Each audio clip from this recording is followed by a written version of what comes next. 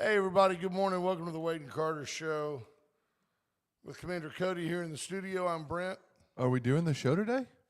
Let's see what's going on here. I thought we were taking off.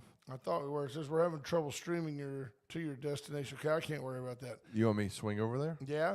I mean, I'm just trying to make sure. It says there we go. No, we're good. Good morning, Torrin Bales. Good morning, brother.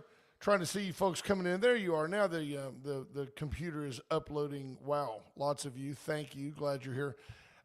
Quick report on Ash. Those of you last week that stayed with Ash, he wasn't feeling good. And, I think he has coronavirus. I think he's got the Rona. He was having fever. I was staying right next to him. BJ Nelson asking, where's Ash? I'm in the middle of an Ash update. Thank you. He wasn't feeling good. He was losing his voice. And then he told me over the weekend, he slept all day Saturday, and he told me that he was just weak and not hungry. But then he's told me the fatefuls, well, I've got a really bad headache, and I can't smell anything or taste anything. I said, well, then you've got classic coronavirus. Stay home, rest. He stayed home yesterday and missed the Goliad rodeo, which upset him. Yeah, that's one of his favorite things. Yeah, very much so. And but he stayed home because of that. And this morning he just sent me a very brief text and just said, look, man, I woke up and, last night he was optimistic. He said, hey, I stayed home today. I'm resting. I'll be ready to go tomorrow. But anyway, he sent me a quick note and just said, I just can't go, so have fun.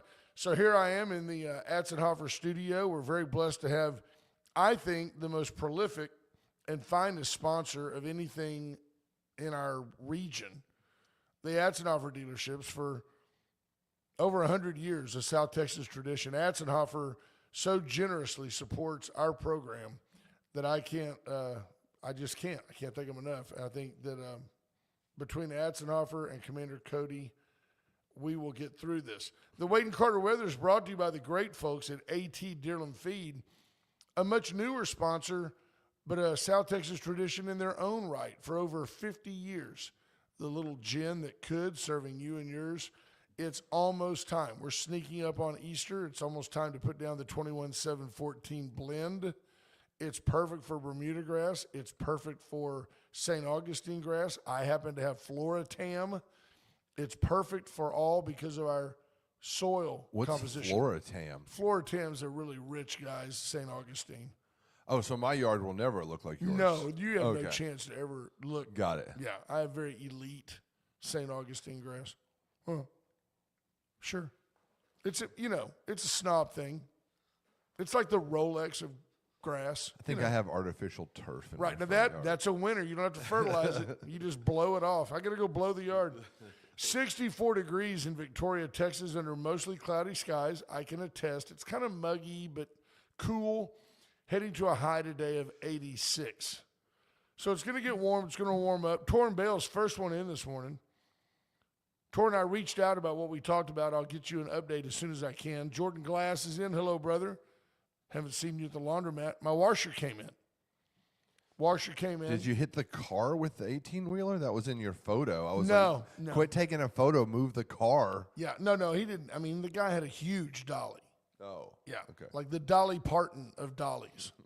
And he just rested it gently against those and brought it over. BJ Nelson's in. Ricky King. Hello, brother. Sorry about the price of diesel, and I mean it. Rena Shear. Good morning, friend. Back in the country, we're proud of you. Greg Garcia. Seeing Rena reminds me, this weekend coming up, Warriors weekend, Saturday night is the muster. That's it. It's a, do you have any data about that on our webpage? I don't. We can add it. Well, I'll find it and get you the. I don't need you to find it. I do all their social media and stuff now. Brand us right there. Boom. Commander Cody. I can take care of Warriors weekend. Hey, we appreciate that. If you don't have tickets, there's about 100 tables available.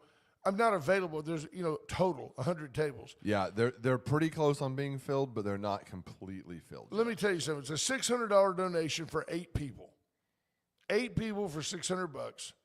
You can amortize it out in your head and say, oh, what is it, about $75 a person? I think that's probably close. But at the end of the day, I'm wrong. It's not that. Anyway, doesn't matter. I'm doing Ash math. If you go you will be blessed. I don't know how to explain it. It's not religious. It's not, nobody's preaching at you, but especially in these times of worldwide turmoil involving war and fighting and ultimately involving death, the muster is such a wonderful ceremony. It's one of the few times that I sometimes feel guilty for having not served in the military. It's a beautiful, beautiful expression of respect for our fallen, and it's a powerful, got me choked up. It's a powerful, powerful message, and timely in these days. If you haven't attended a Warriors Weekend muster, get your 7 friends and go. You will be blessed by it. And they have a great steak dinner. They have an open bar. I mean, all the things, the boxes you want to check on a Saturday night are there. It's down at the Brother. It's going to be at the Brother. All right. Are we calling it that officially? I'm calling it the Brother. You're just going ahead with it. I've already reached out to council and said it should be called the Brother Gary Moses Community Center, not the Gary Moses Community Center. He's not a CEO of something. Who's Gary? Like, who would be Gary Moses? Right. Nobody would know that. He's the name. brother man. And then people say, well, where's the event? Oh, it's at the Brother. I like that. Like, it's at the Forum. It's at the Rack. It's got a click to it. It's got a marketability to it that Victoria typically does overlook. Yes, I think there's a lot to be said for marketability. Greg Garcia's in, Bobby Leister. So Saturday night, $600. There'll be an auction.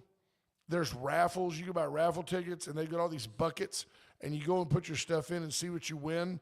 And Ron Koshin and Warriors Weekend does a fabulous job. Well, and you can buy just a ticket or two. You're right. You don't have to You buy don't a table have for to buy a table, although you'll have more fun if you bring a whole table. Sure. Unless you're like us and you just go in and just like potluck and just have fun. I'm doing all the photography or our company's doing the photography for their event. So I have joked, no fun for us. not joked, but pointed out for years now, it's one of the only events I ever attend where I see lots and lots of friends, I have a great time, and I cry.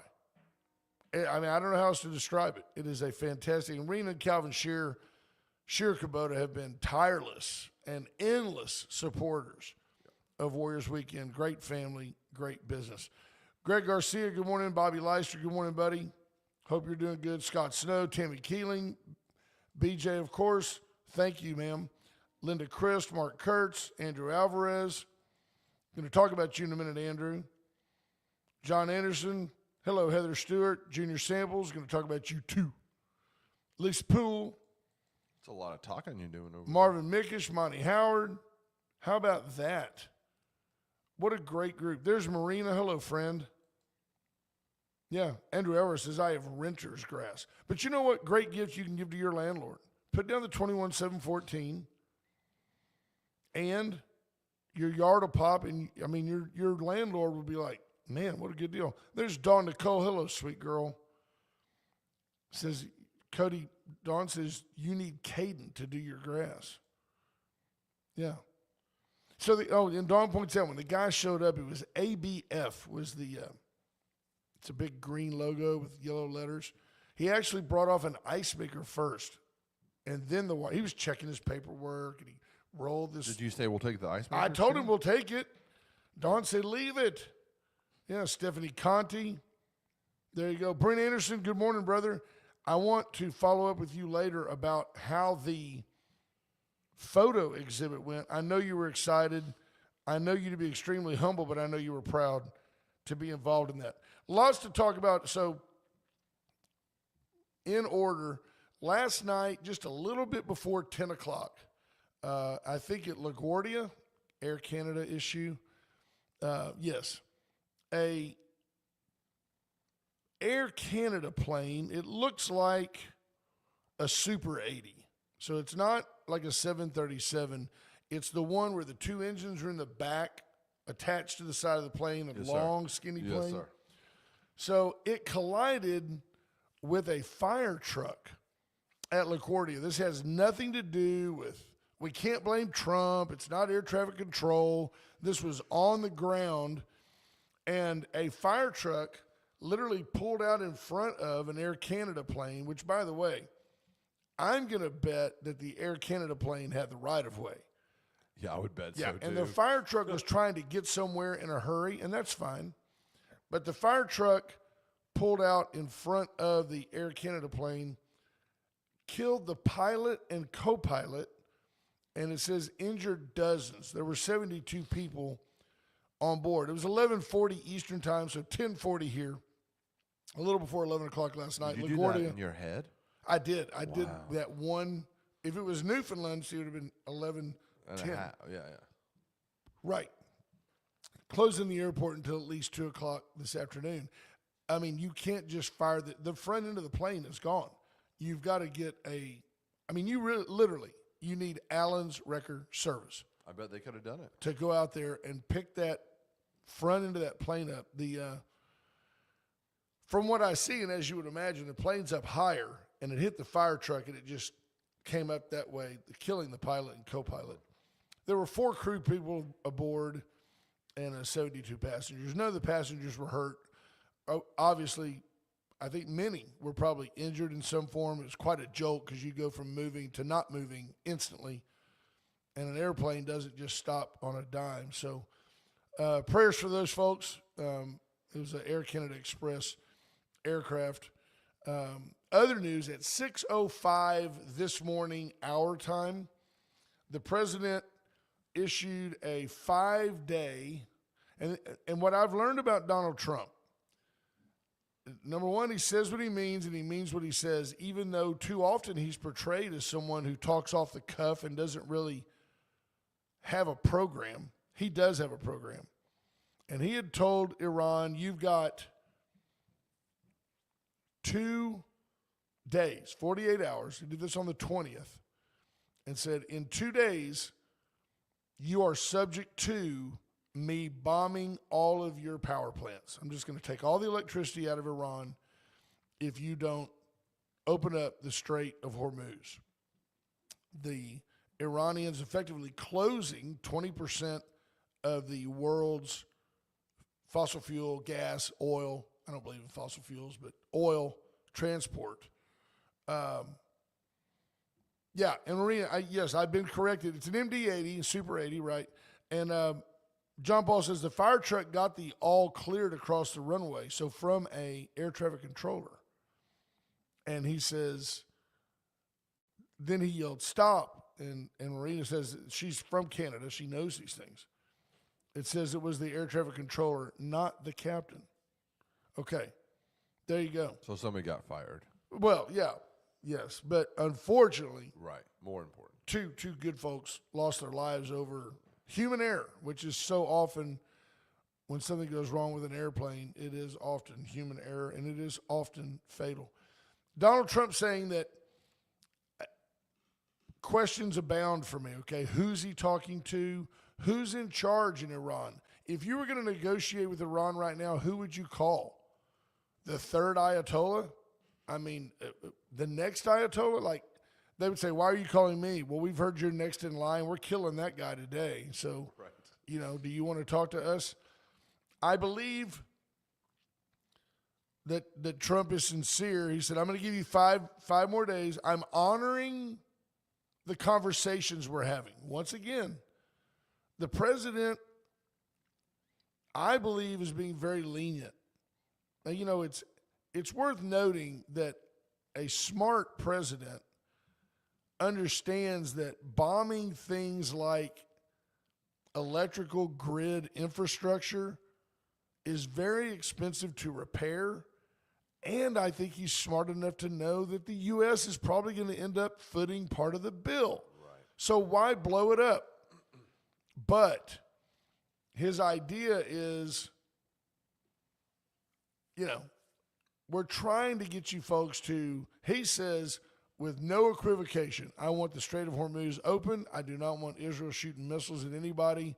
This is not an opportunity for them to, flex. He's giving them every chance. I believe right? so. Like, Come on, guys. I'm really trying not to have to fix this. 100%. I think that's exactly what he's doing. But that's the latest news from Trump is, hey, look, 5 days, giving you 5 days. Let's continue these conversations, see what we can do. And, maybe that's the bone you throw them. I'm still torn because in the big picture, in the little dark corners where nobody wants to go, I don't think that the average American has ever contemplated how far they're willing to go to maintain our Western culture. I don't think people understand the nature of basically Islam. I mean, there are some very basic tenets. You only respect and, when at all possible, only trade with fellow Muslims. And jihad is the next step where, hey, you go out and wage war against enemies of Islam. And any enemy, anybody who doesn't believe the way you believe, is perceived to be an enemy, whether you're Jewish or Christian or agnostic. If you're not a believer in Islam, you're an enemy of Islam. It's very efficient way to be, believe or die, very efficient. And then, of course, the third thing is anybody who is not Muslim in a predominantly Muslim country is absolutely like a second-class citizen. Right. So if you believe, if you accept that, which is observable, look at Egypt. Egypt was a Christian country. Right. And it is not any longer. It's kind of become a dump. And absolutely. Absolutely. Because as we've talked about, there are no great Islamic research institutes. They don't care about curing cancer. Right. They want to die for Allah. Now, it's funny because our Judeo-Christian background, whether you're part of the, roughly probably 50% of America that identifies as Christian, but you're just a little backslidden. Like right now, you're trying to figure out what you're going to wear on Easter, but you haven't been to church since last Easter or that one Christmas Eve candlelight service, and yet you call yourself a believer, which is also that lukewarm nature, which is exactly why you're complacent to allow Islam to flourish in your country.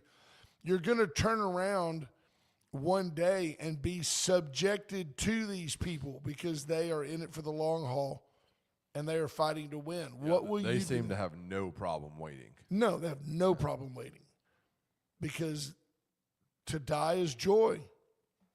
Go be with Allah. I've got one. Oh, if I can find it. I'll play something for y'all. This is so good. You won't me do anything, or you got it over No, there? no. I mean, no. I am totally self-sufficient, sort of. If I can find, I'm going to play this for y'all. I just remembered I had it. I just let me see. Let me see if I can get it going here. And that's when my mind. Hang on. Okay, listen to this. So this is. Let me get it back on here. This is a journalist. And that's when my mind. And his name is Leland. Vittert. He explains how his perspective of the Israeli-Palestinian conflict evolved while he was covering the region as a Jerusalem correspondent for Fox. This is a little over 2 minutes long, and I just want you to, good morning, Sheriff Louderback. I just want you to listen to this. Sort of the moral clarity of the Israeli-Palestinian debate.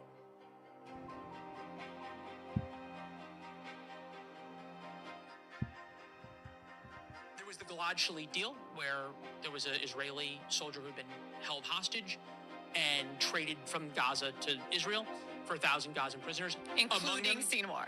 Including Sinwar, and including a woman named Wafa. And Wafa had been a woman in the West Bank, a woman in Gaza. She had pulled a pot of boiling water over herself when she was like 5 or 6 years old.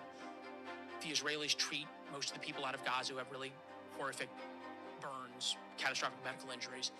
She goes back to Gaza after being treated for 4 or 5 years in Israel, but has a pass to get in and out of Israel, which very few people in Gaza did at the time. So she gets recruited to be a suicide bomber. And she'd been given 3 target options by the Al-Aqsa Martyrs Brigade: a bus, a cafe, or the hospital that had treated her and saved her life. She chose the hospital that had treated her and saved her life. She gets to the checkpoint. They discover that she has a bomb, or they really think she does. She tries to detonate it. It doesn't go off. She gets thrown in jail. Again, the Israelis treat her. They help her with her burns. They educate her. They give her a college degree. And now in the Gilad Shalit deal, she goes back to Gaza. So I go to Gaza to interview her. So I get into Gaza, and I bring with me an iPad that has the video of her trying to blow herself up. And I show her the video. And I said, "What do you think watching this?" She goes, "I'm thinking I almost tasted paradise." Okay. Would you do it again? Absolutely, in a minute. This is my calling in life. I said, "Wait a second. These people treated you in all of your burns. They saved your life. You tried to blow them up. They still treated you. They educated you, and now you have a chance at life back here in Gaza, and you'd want to blow them up." And she goes, "Absolutely. They are the infidels. They are evil. They are the enemy." I can't remember what the exact translation was. And that's when my mind was made up about sort of the moral clarity of the Israeli-Palestinian debate. Are the Israelis perfect? No. There you go. There you go. Are the Israelis perfect? No. Are the jihadists absolute bat poop crazy? Absolutely. Yeah, that's crazy. Yeah. So they've saved your life. They save her twice. life because they have burn units extraordinaire because they've been blown up so many times themselves. She goes back to Gaza. They use her to target with a suicide bomb, and she chooses to go to the hospital that saved her life. And when the bomb fails to go off, she says, "I almost tasted paradise." Now, you're negotiating with that? Or are you going to eradicate that? How far are you willing to go? What do you do when a faithful jihadist walks into Citizens Hospital and blows it up? Do you have outrage at that point? Is that when you get mad? Or is it only if one of your family members is in there for a routine emergency that you then get frustrated and say, "We got to do something"? Very interesting. Very, very interesting. Andrew Alvarez says that's pure psychosis. Also, it's pure demonic. There's no doubt about it. Yeah. A listener writes, Muslim countries have been doing business with the U.S. for years. Not all Muslim countries are under economic sanctions or considered an enemy. Fair. Sometimes the enemy of my enemy is my friend. Sometimes you need things that countries controlled by theocracies have to offer that you need, like oil. That doesn't change the fact that America is very much on the fast pace to becoming an active target. It's here. It's in Minnesota. There's all the mosques in Dallas. Why Dallas? You know? I haven't figured that out yet. International airport, part of it. You know, I don't know. I don't know what you do with how far are you willing to go? That's what are you going to do to solve the problem? Folks, we talked about Brand Us. We talked about Allen's Wrecker Service. We've talked about Atzenhofer. How about Palace Bingo, where friends meet friends? Get into Palace Bingo this week. Support 7 local charities, including Warriors Weekend. Get into Palace Bingo and have a nice lunch or dinner. They play bingo, chances to win money. Get in USA Concrete Coatings, Charlie Garcia, wanting to visit with you. Corpus-based company. If you're on KTMV in Corpus Christi, welcome in. USA Concrete Coatings can also level your foundation, level your driveway, seal those cracks, redo a pool deck. Fantastic company. Great local supporter of all things. Veracruz Restaurant, it's Monday. Get in. Fine fare. Had the opportunity over the weekend in Houston to eat at several fine Mexican food places. None as good as Veracruz top to bottom, and all more expensive.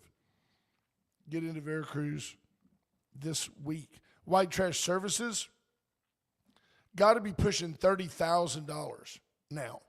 I believe they're over that. Wow. Over $30,000 given back to volunteer, given to volunteer fire departments in our region, in the No Bull Network, all over. Calhoun, DeWitt, Goliad, Gonzales, Carnes, Atascosa, B, Frio, Jim Hogg. Welcome in on the No Bull Network. We love having you in. Y'all can call us anytime, 361-894-4020. You can text me there, 894-4020. You don't have to call. Don't be shy. We're not upset with you. White Trash Services, service agreement, 1, 2, or 3 years, $25, $50, or $100 to a local regional volunteer fire department. Okay, so on Friday, they were at $31,225. That's up to date enough for me. I would Right. say that's good. Hi, Melissa Hanson. That's up to date enough. Greg Garcia, hi, brother. Chesnick Furniture, inviting you to come in and see why you just always do better at Chesnick. Bobby Leon and his family have been serving you and yours for well over 100 years, over 80 years at their current location. Bobby Leon has a beautiful store, beautiful offerings, customizable. I call it kind of semi-custom furniture. You can go in, find like a pit group or I don't know what you call it, like an L-shaped sofa, and say, well, I want that in leather, but I want different legs. Okay, we can do that. Done. They can make it happen. Get into Chesnick today. Chesnick and Love, make your house a home.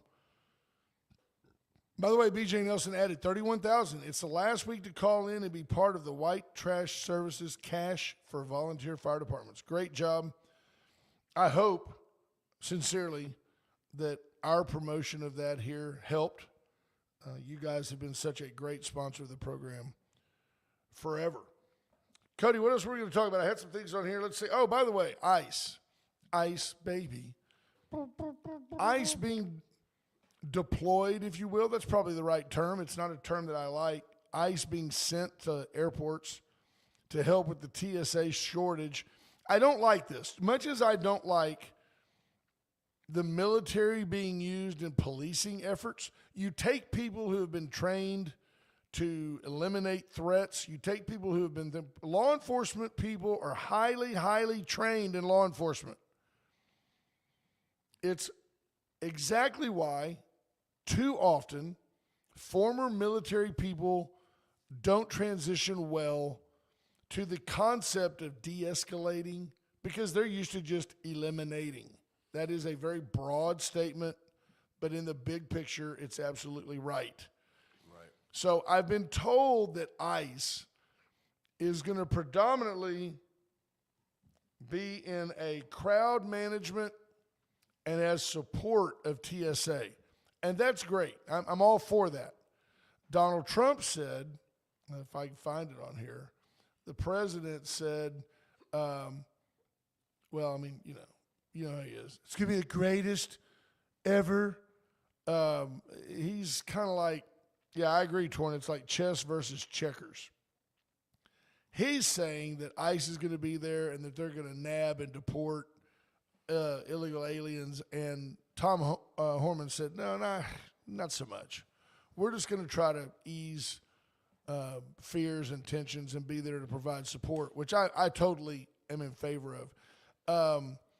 But the ICE agents, it's a difficult task, right? I mean, I don't like the military policing things because by nature they're intimidating, whereas by nature law enforcement people aren't intimidating. Sure. They're a welcome friend. You want to be around them. Yeah. So now I will throw in an paid plug here.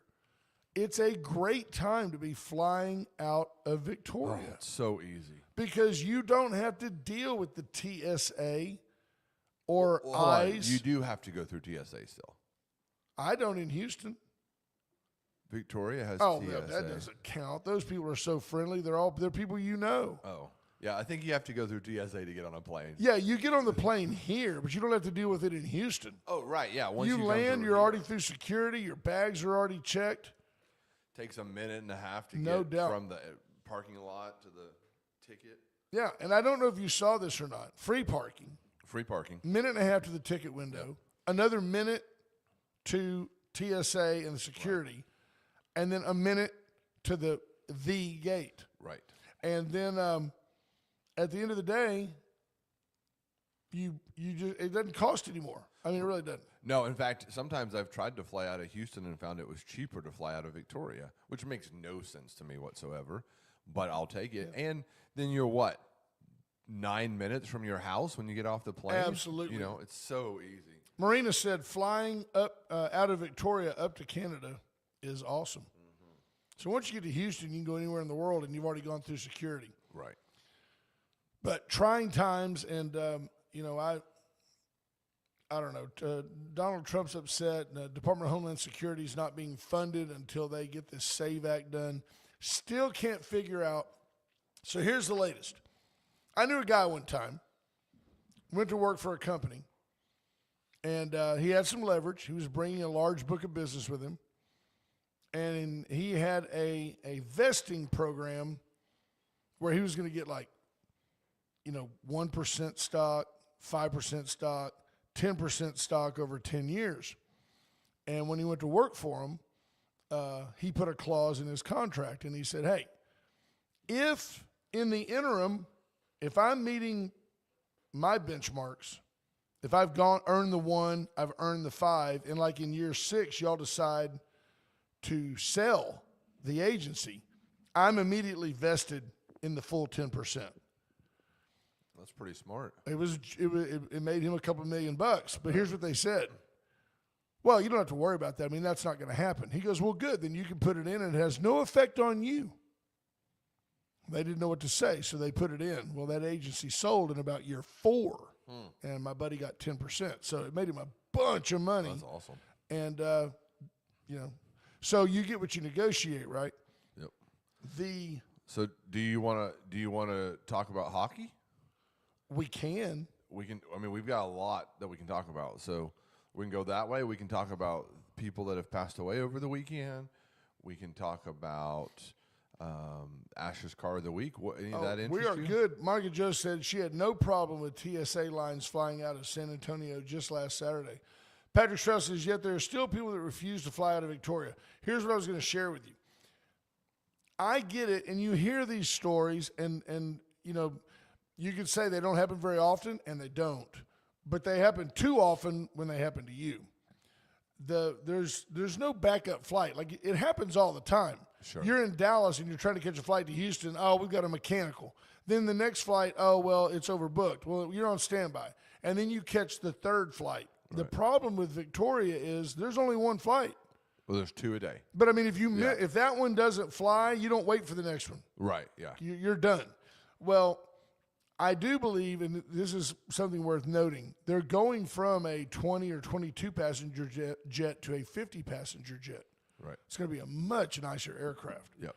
But I don't understand why the airlines don't kind of have a backup. You know, like that one junky old plane, like half the seats are gone. They've pirated parts off of it and stuff just to get you down here in a bind. There are people that say I can't rely on it, but Dawn and I have had great success. Cabo several times and D.C. several times. Every time that I've not been able to get back to Victoria, it wasn't Victoria's fault. It was something wrong at Houston. Right. Which that airport's a disaster, in my opinion. It is. Well, yeah, it is. But they're trying to fix it. So. And Dawn says at that point you just rent a car. Yep. Yeah, and I agree.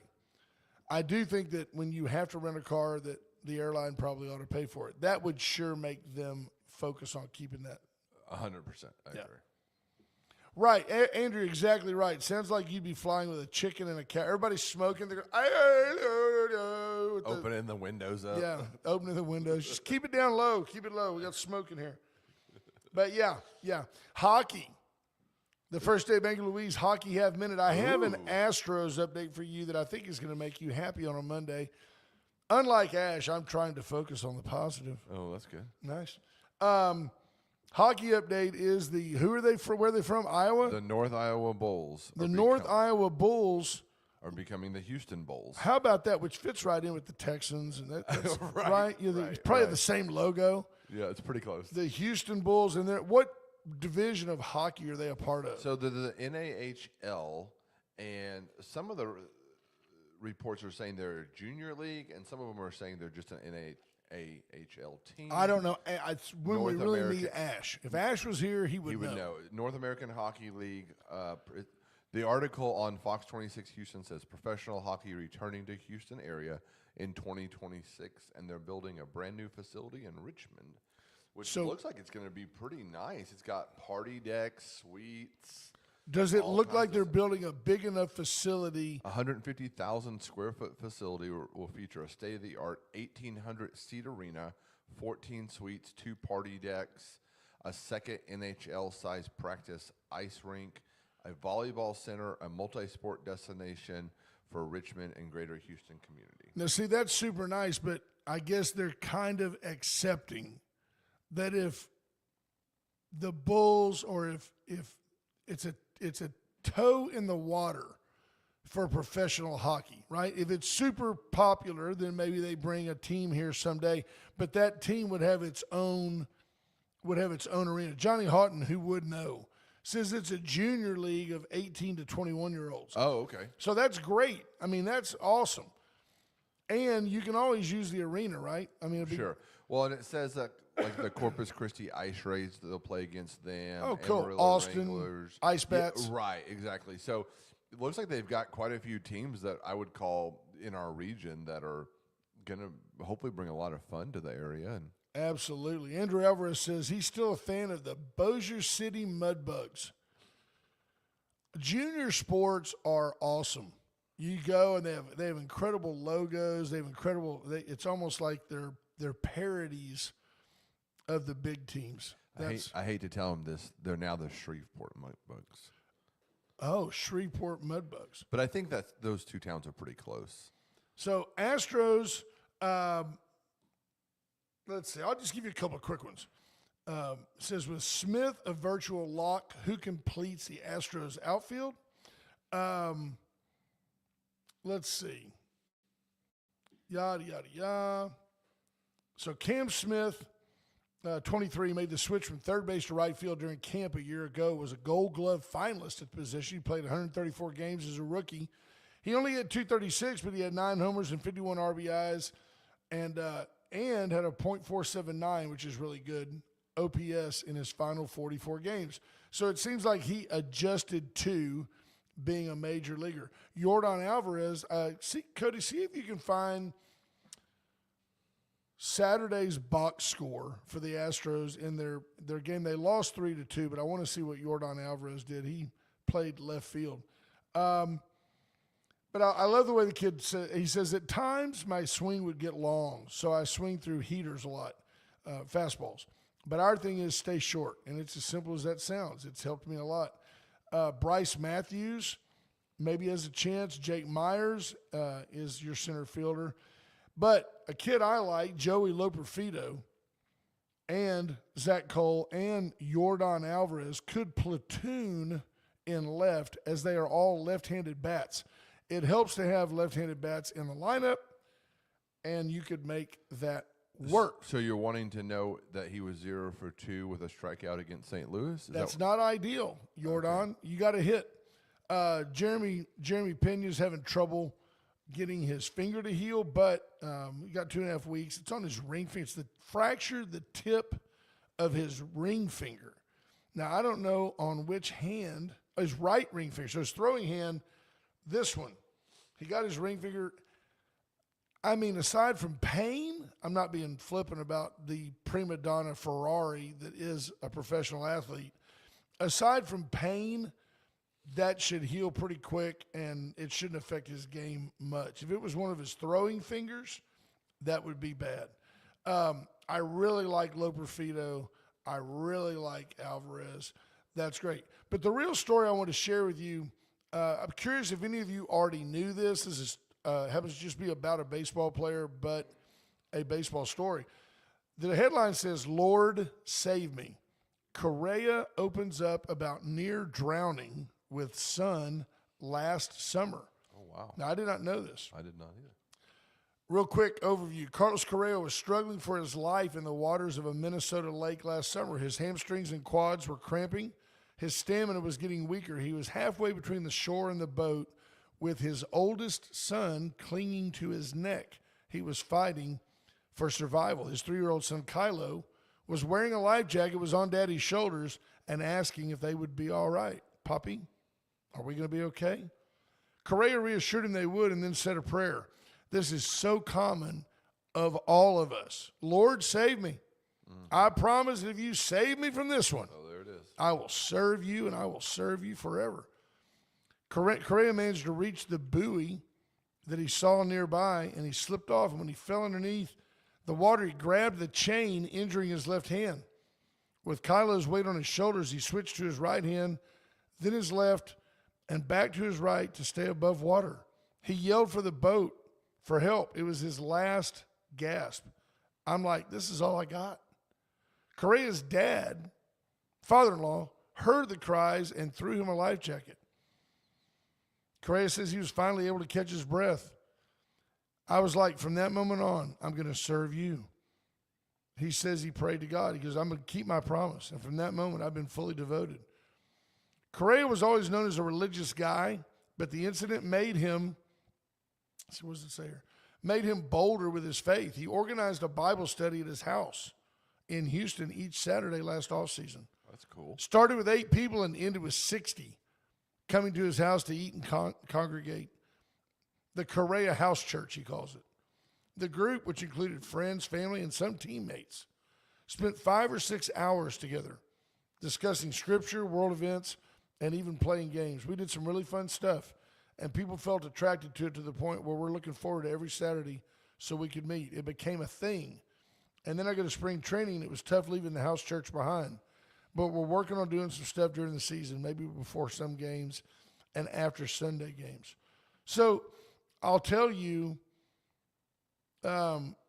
he says, the more I dove into Scripture, I came to understand that it's impossible for 40 guys to agree on the same subject when most of them don't know each other. So he's talking about his teammates.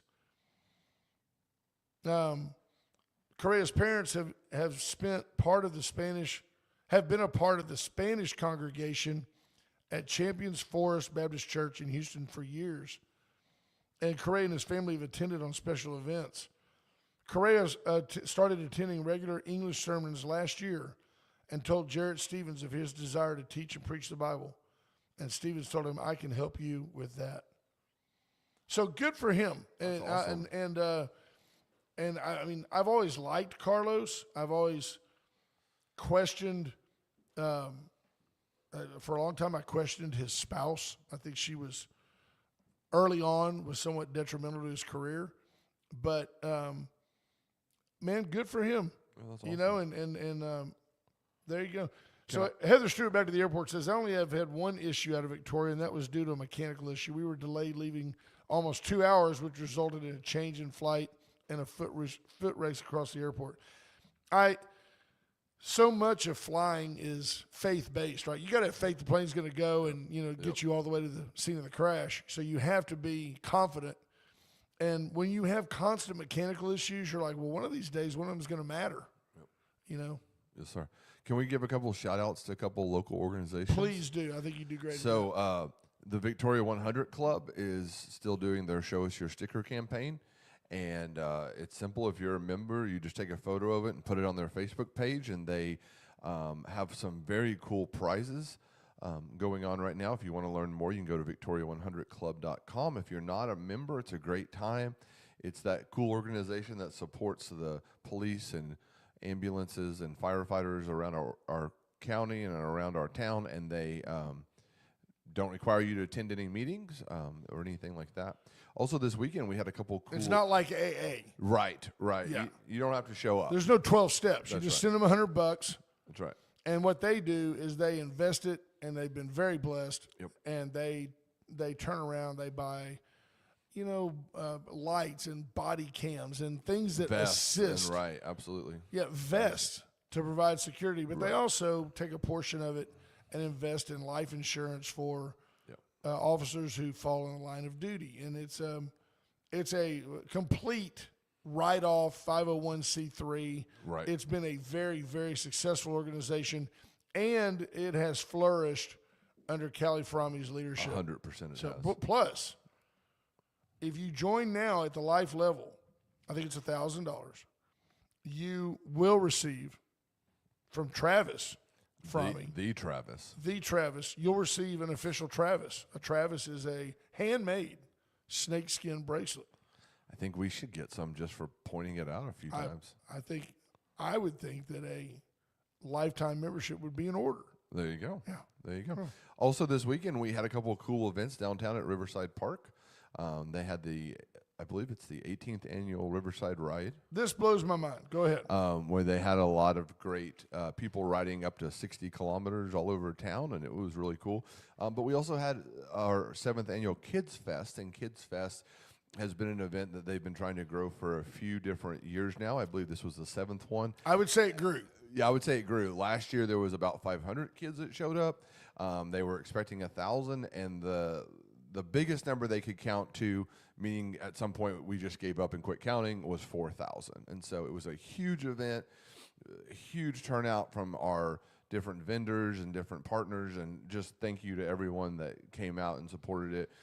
It truly was a day that we stood around and we were like, how did we do this? What did God have to do with it? And hoping next year will be even better. So, And this is the Kiwanis. yeah, so this was 2 different Kiwanis groups that put this on, and Kiwanis' mission's all about supporting kids. So all the money they raise from these things go to different organizations in our community that work with kids. So Kiwanis, is that an extension of, are they affiliated with a denomination?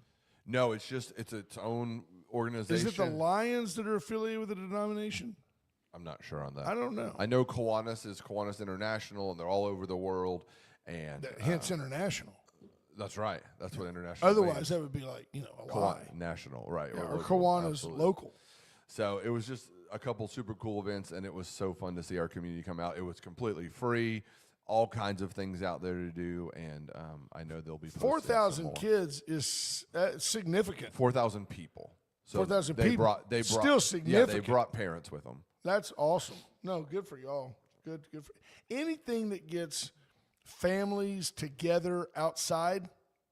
It's a great thing. Yeah, and it was a beautiful day outside. It got a little warm, but it was a beautiful day. And one of our goals this year was that it was the end of spring break. Not everybody gets to go somewhere on spring break. And Amen. by offering a free event, it was something fun that kids could do whether they were at home for spring break. Very, or very not. thoughtful Yep. and well done. Yeah, I like that a lot. I see, what else did I have? That's some good things for you. I mean, not that you haven't already had $1 worth. You've had a good We program. can end it now and be done. Yeah, I mean, we could, or we can keep stretching it out. Tell you what I'll do real quick. I'm going to find something fun while we tell you a little bit more about the chopping block this week. Get in beef, chicken, fajita meat, fillets, ribeyes, sirloin. They have it all. Get in today. They do great with like bacon wrapped. I mean, they bacon wrap Nike high tops, bacon wrap jock straps. Is that what your son's in there If doing? you put enough bacon on it, you can eat anything. Now they have bacon wrapped jalapenos, and they stuff them with boudin. They have boudin balls. It's just fantastic. It's really, really a wonderful spot. And that's the last part of Vita Wellness in the Vita Cafe. I know that Erica Briggs, with this weather, I know they crushed it on their weekend brunch. And I totally think if you haven't done that, you owe it to yourself to get by and check it out. For those of you that invest, a real quick thought, an IPO is brewing in the $100 billion U.S. coffee industry. You don't think we're spoiled? You don't think that we're spoiled as Americans? $100 billion in coffee. The Green Coffee Company is going to attempt to go from a regional producer to a global powerhouse. They're Colombia's #1 coffee producer. And they recently acquired the rights, the American distribution rights, North American distribution rights, Canada, to the legendary Juan Valdez brand. One of the great ad campaigns of all time now would be looked at as racist. It would now be looked at as racist. Juan Valdez, they're going to have an IPO in 2027. They have generated 37 times revenue growth in just 3 years. So if you have a chance to buy Green Coffee Company stock, it's going to open at, say, $40 a share. It'll immediately go to 70, and then it'll drop down to 28, where it'll start creeping back up towards where it belongs. But, I mean, it might be a great thing to buy and hold when you hear Green Coffee Company come up again. There you go. Do you think we should do Ash's car of the week, or do you think we should wait for him? Let's wait. I know. Okay. I did notice that it was a Ford Bronco Sport, and it's only like $23,000. Yeah, it's cheap, and Yeah. it looks to be in great shape from everything I can read about it. So. Awesome. I tell you what, we'll get Ash. Hopefully, Ash is back in tomorrow. If I go to the New York Times morning, this is how casual they are. Good morning. Israel is pounding Tehran with strikes this morning, targeting the city's infrastructure. Their top headline, and ICE agents are heading to airports across the United States. They're meant to help with long security lines. Let's see. It says we'll tell you about some scary drugs. Oh, this is something that I thought was interesting. Inmates were overdosing in a Chicago jail. At least 6 had died. It was mysterious. There were no needles, no drug paraphernalia, nothing. Next to one body, there were only scraps of burned paper, bits of ash. That paper was the culprit. Dealers sprayed it with toxic new designer drugs that promise ecstatic relief from captivity and often deliver death. A lot of us are facing life in prison, one former inmate told them. To leave that behind, even for a minute, is all you want. They found that drugs were being smuggled into the facility on sheets of paper, on the pages of books and letters and cards and photographs. And these guys would light it, inhale the smoke, and either get high, or in some cases, they died. So, very interesting. You know, I can remember reading about stamps that you lick, and that they would put essentially like acid on the stamp, and when you licked it, you know, you would obtain the drug. You would ingest the drug. So this sounds similar. You just light it, and yeah. John Paul Hall says now he only buys beef from the chopping block, and I totally agree, JP. I don't buy it anywhere else, and I've got no problem. I've always, for years, I said Sam's had the best fillets. They do have great steaks, great meat. HEB is very, very serviceable in a pinch. But the chopping block, everything from pre-made patties to sausages to different types of boudin to just their day in, day, just go in there. It's not intimidating. It's not like beef is, $12 a pound in there when it's, $3 a pound at HEB. It's not. They are extremely competitive, and they are a volume-driven business. Go in there and see them. So here's something of interest for you, Cody. I'm ready. Junior, who does the Man Show. I want to give y'all, I'm just giving you the facts. Deal with it as you see fit. I'm no longer ready. Junior will talk about anything, period. And yes, Jennifer Rayburn, there is a special meeting. They're talking about removing their mayor. That there was a misappropriation of $2 million intended to build a new hotel along Ocean Drive. I don't know how to tell them. $2 million didn't build in much of a hotel, but at any rate, it sounds like they got some questions to answer in Corpus Christi. Corpus, if you're out there, keep us posted. 894-4020. He says you have not had coffee until you try Kopi Luwak. Kopi Luwak. You want to Google that? KOPI. LUWAC. You're saying it right? Yes, but have you Googled it up? I know what it is. That's troubling. So to me, the story as I got it from I've Junior never had it, but I know what it is. was something like a nilgai or some type of animal eats these essentially cherries. And they're not literally cherries, though, right? It's not made out of cherry pits. It's got to be something with a coffee bean, right? Well, coffee beans grow as a cherry, and you take the flesh off. But it's not a red cherry like we would eat. Like when I eat a cherry, it doesn't have a coffee bean in it, right? Okay.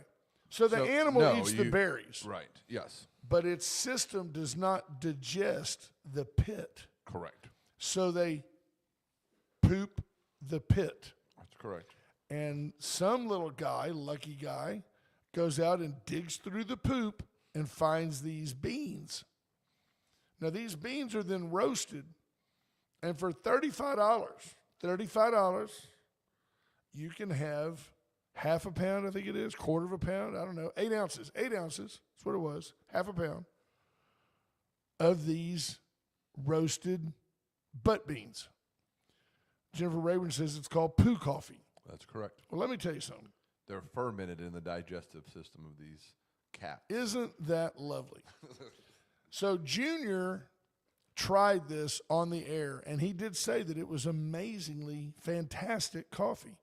Now, if I didn't know what it was, I would try it. Torrin Bales is just beside himself. Torrin, I couldn't agree more.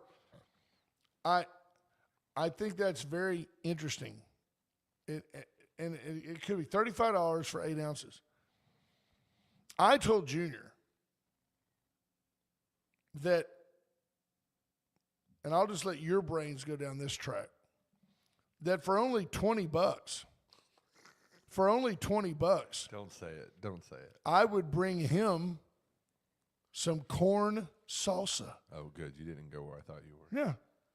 Yeah. You know, corn salsa, $20 for a pint. I don't know. Andrew Alvarez, who is Junior's partner in crime on the mandate, says, I normally drink coffee with sweetener and cream. That coffee, I was able to enjoy with neither. Well, it's like a single malt scotch. It's a single butt coffee.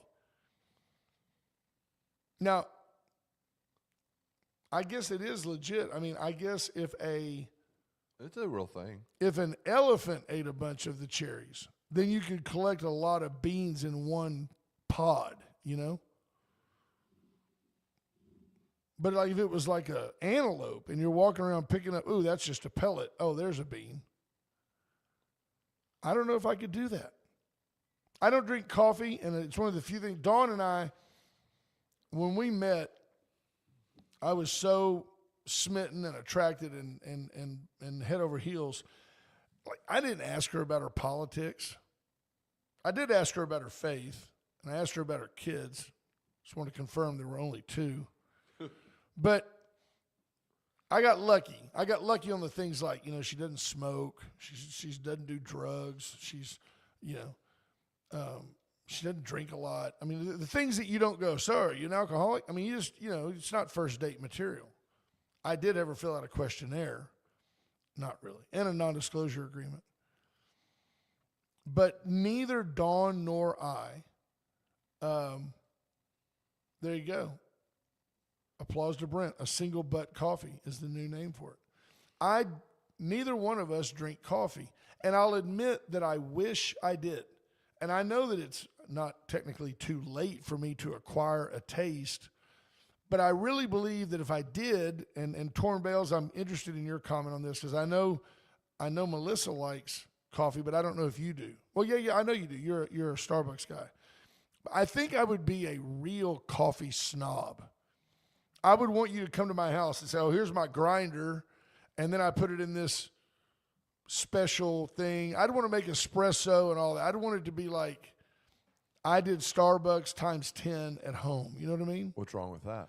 Nothing, but that's why I think to a degree I'm blessed that I'm not hooked on coffee because I think I would be, I think I'd be like, well, I've got to get up. It takes me 35 minutes to make my first cup. Oh, no, it wouldn't take that. No, I wouldn't be a Keurig guy with those little pods. I would make my own. If you grind your beans, you're talking about 8 to 10 minutes. and you'd have your cup ready. Sounds like my love life. Well, I thought that was too long. Grind my beans for 8 to 10 minutes and sleep for 8 to 10 hours. Come on. Folks, it's the top of the hour, inappropriate hour. We love you guys. Pray for Ash. I think he's okay. Pray for our country. Tell you what, folks, these are really real times. And just because it's not always clear to you what's going on, if you just step back to 30,000 feet and just watch it, you can see that there's a lot going on. We hope you have a blessed day. Go win Monday. You can't win the week if you don't win Monday. Bye, folks.